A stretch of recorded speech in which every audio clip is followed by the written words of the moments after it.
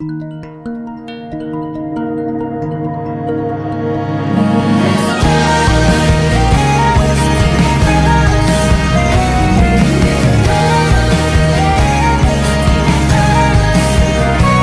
les amis, salut, c'est Kai.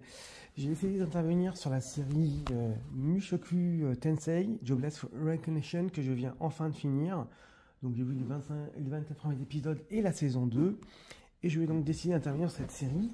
Alors, on va voir un petit peu comment se poser, parce que je pense que là, il n'y a pas dans la demi-mesure. C'est qui tout double. Soit on déteste complètement la série, en se focalisant sur les mauvais points, soit on apprécie en considérant que c'est un divertissement. Je vous laisserai faire le choix vous-même de votre partie que vous prendrez. Alors, côté Isekai, bon, moi j'en ai vu beaucoup, et sans être particulièrement dans la cible de base, je trouve cela parfois intéressant, parce que bon, les potentiels Isekai de réincarnation, bah, parfois les héros, même s'ils sont surcheatés dans la plupart des cas, bah, ils traversent leur traumatisme, ils grandissent dans le jeu, ou dans notre réincarnation, ils reviennent. Mais bon, beaucoup sont clairement des bouses. Il faut dire les choses comme elles sont. Il y en a beaucoup qui sont des bouses parce qu'il n'y a aucune évolution, parce que c'est que des hommes frustrés, qui sont des gars complètement à côté de la plaque, soit des intellos qui sont que dans le jeu de rôle, des geeks tellement des geeks vraiment clichés. Donc là, on va venir là-dessus. Alors, on va commencer tout de suite par les points positifs de l'animé. Après avoir vu le résumé, hein, c'est simple. C'est un mec qui est moche, qui a rien pour lui dans la vraie vie, qui a un physique disgracieux, qui est du coup harcelé dans le milieu scolaire et qui se retrouve au bout d'un moment renvoyé de l'appartement quand ses parents décèdent. Parce qu'en fait, face à un traumatisme où il était harcelé dans sa jeunesse, du coup il n'a pas osé bouger de chez lui, c'est devenu juste une loque humaine. Là-dessus, en tentant de sauver des petits adolescents qui sont eux-mêmes harcelés, ils se retrouvent écrasés tout simplement par un camion. Bon, voilà, assez classique. Et il se retrouve réincarné dans le corps d'un nourrisson, dans un monde d'heroic fantasy, tout en gardant son esprit de quadra, un peu pervers sur les bords, parce qu'il était très très pervers, un peu salace sur les bords, très très frustré également, et garde son esprit dans un corps de gamin. Donc vous imaginez bien que du coup, il progresse super bien en magie, il progresse bien dans ce jeu, et du coup il va voir, c'est tout le problème du concept, c'est qu'effectivement, c'est très salace, et même quand il est gamin, ça frise parfois la pédophilie. On reviendra un peu plus tard sur le sujet. Donc, voilà ce qu'il en est. On est au-delà de cela. On est sur une animation très fluide. C'est beau, c'est vraiment nos petits oignons. Hein. Franchement, c'est coloré. Il y a certaines scènes qui sont même folles, où on a effectivement des scènes de combat assez intéressantes et assez dynamiques. C'est une claque. Visuellement, c'est une claque. Ensuite, par rapport au concept de réincarnation, on est tous un peu dans le même principe, ils sont tous un peu partir sur le même modèle. Mais là, il recommence la vie à zéro. Donc en fait, on va le voir. Du coup, ce qui est bien, c'est comme il vient un nourrisson, même s'il a l'esprit un peu plus intelligent, du coup, il va grandir petit à petit. On va le voir évoluer. Et de fait, l'évolution de l'animé va aller de pair avec le côté ecchi, harem, qui va non pas s'effacer, mais diminuer. D'accord. Après, on va le voir combattre ses anciens traumatismes. Donc c'est intéressant.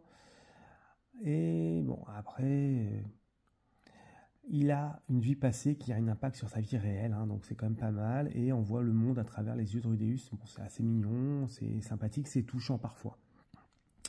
Les personnages secondaires, eux, quant à eux, sont assez exploités. Bon, ils s'approfondissent également, ils se développent au fil du temps.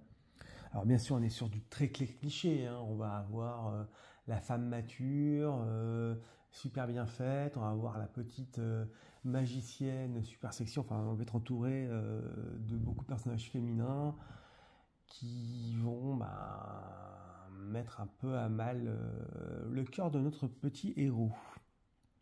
D'accord ? Donc chaque personnage, aussi superficiel qu'il semble être au départ, va gagner en profondeur et vont avoir un impact sur notre héros. Donc c'est assez intéressant, positif. On a une qui le pousse à prendre sa vie en main, on a une autre qui passe à surpasser son traumatisme. Donc bon, l'OST, moi j'ai pas accroché, je trouve qu'elles sont pourries, mais après je trouve elles sont plus dans la mélancolie que dans le film. Le rythme de l'animé, bon, on est beaucoup sur des tranches de vie, un rythme un peu moyen qui peut aller sur des choses modérées ou des choses très très rapides, ça peut aller d'un cœur à l'autre assez rapidement. Côté négatif, les choses négatives, bien évidemment, c'est toujours les mêmes. C'est que plus on est dans les premiers épisodes, plus le côté ecchi est très très très présent. Et en fait, c'est un giga pervers, et là, on s'en cache pas. Donc, ça donne du coup une lourdeur à l'animé qui peut en fait décourager les gens à le voir ou à se dire, bon, c'est encore une grosse merde à voir d'isekai classique. Donc, bon. Et il a bien conscience de ses délires. Donc, certains diraient même que c'est cringe. Du coup, ça peut un petit peu affecter l'envie de suivre la série. Après, au-delà de ce côté ecchi qui est un petit peu trop présent au départ et qui peut vraiment dégoûter pas mal de monde, on a quand même des relations entre personnages qui sont pas inintéressantes, qui sont cohérentes, il y a une certaine alchimie qui se fait, on découvre le monde petit à petit, bon, il y a un lore qui est creusé plus ou moins. Donc effectivement, est-ce que c'est prometteur? Moi, j'ai déjà vu les 2 premières saisons, donc je vous dirais que potentiellement, c'est un peu plus mature que les isekai qu'on peut connaître ou qu'on peut voir. Donc pour le coup, oui. Le côté ecchi pervers, faut braver ça. Donc c'est pas un isekai à voir en famille, contrairement à moi quand je me regarde en slime, par exemple. Bon, ça s'adoucit avec le temps. Bon, par contre, il y a aussi des moments un peu sombres. On est sur la bonne voie parce que c'est beaucoup moins axé sur tout ce qui est pervers, harem, fanservice, ok. Et quelque part, on peut se dire que Rudeus, notre héros, cherche un peu sa rédemption à travers ce qu'il fait dans son monde. Il essaie de se racheter de ses fautes et il a bien conscience qu'il n'était pas parfait et que c'était un parasite plutôt qu'autre chose. Et dans son monde, il va essayer de ne pas l'être. Alors oui, c'est donc pour moi, c'est un intéressant manga, animé, qui peut suivre, mais par un public averti, parce que c'est comme des sujets assez matures. Bien sûr, il faut faire abstraction du côté fanservice. On peut effectivement peut-être faire un jump et sauter ces premiers épisodes pour éviter cette partie vraiment très très lourde. Après, ça peut être relativement divertissant. C'est une série qui peut se regarder, qui est franchement pas mal du tout en soi, elle n'est pas mauvaise, elle n'est pas bonne non plus. En fait, c'est pas une excellente série, donc on va dire que c'est pas le GOAT du game de cette saison, et c'est pas le plus pourri que j'ai pu voir cette saison non plus, parce que à force d'en voir beaucoup, on voit beaucoup de choses. On est sur un animé un peu plus mature, un peu plus sombre à la fois, bon, très on va dire axé sur ce côté sexy.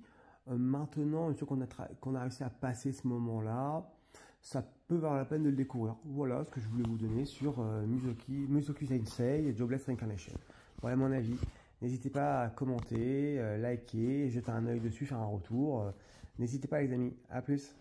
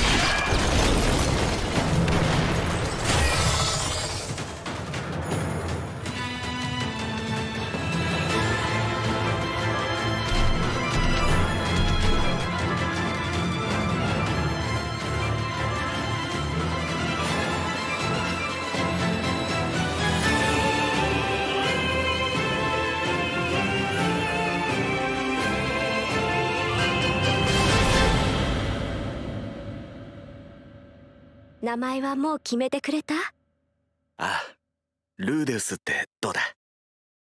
いい名前ね。